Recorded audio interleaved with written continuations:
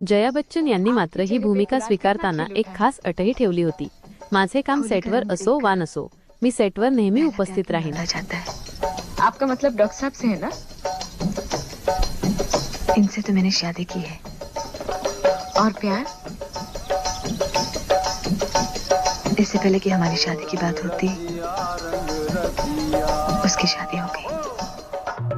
या कलाकारांच्या कास्टिंग बद्दल बोलताना यश चोप्रा यांनी ते किती आव्हानात्मक होते हे सांगितले होते।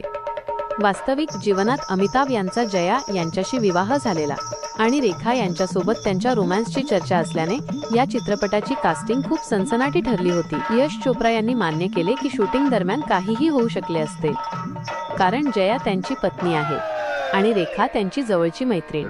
तीच कथा रील आणि रिअल दोन्ही जीवनात चालू होती।